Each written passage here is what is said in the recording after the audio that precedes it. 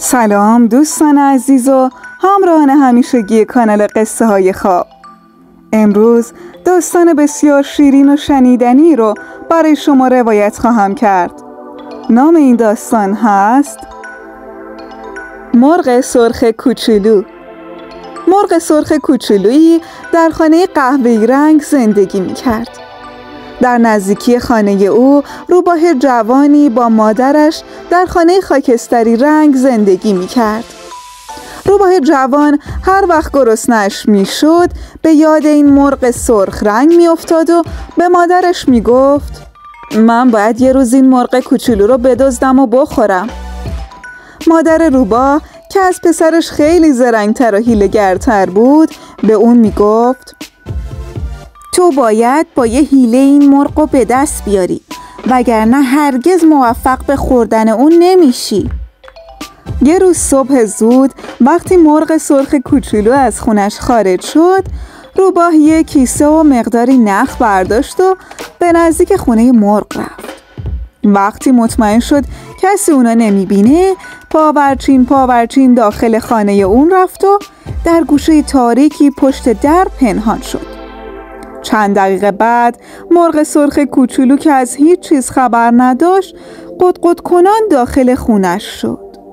همون وقت روباه بدجنس ناگهان از پشت در بیرون پرید. اول در خونه رو بست و بعد به طرف مرغ بدبخت پرید و گفت صبح بخیر مرغ عزیز، امروز اومدم تا تو رو بخورم. مرغ گفت ولی تو نمیتونی منو بخوری. روباه حیله‌گر به سوی اون پرید و گفت خواهیم دید.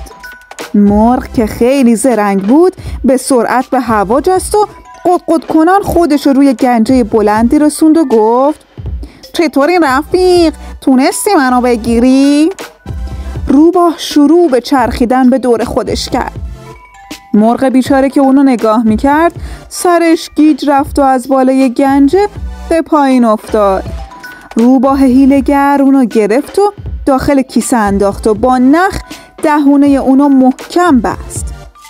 اون وقت با خوشحالی به طرف خونه خودش به راه افتاد. وقتی به خونش رسید متوجه شد که مادرش از خونه بیرون رفت و در خونه قفله. روباه کیسه رو کنار خونه گذاشت و به جنگل رفت تا مادرش رو پیدا کنه. حالا بشنوید از مرغ زرنگ. اون وقتی فهمید روباه از اونجا رفته کارشو شروع کرد. با نوک تیزش اونقدر به کیسه زد تا اونو سوراخ کرد. وقتی کیسه سوراخ شد سرشو بیرون آورد و با نوکش نخی رو که به دور دهانه کیسه بسته شده بود باز کرد. اون وقت از درون کیسه بیرون اومد و سنگی رو داخل کیسه گذاشت و دوباره نخو به دور دهانه اون بست. روباه از اون طرف مادرش رو پیدا کرد و به اون گفت که مرغو گرفته. وقتی هر دو به خونه اومدن روباه جوان کیسه رو برداشت و اونو باز کرد تا مرغو بخوره. ولی به جای مرغ تکه سنگی رو درون کیسه دید.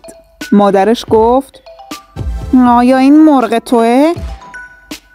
روباه که نتونسته بود مرغو به مادرش نشون بده خیلی خجالت کشید.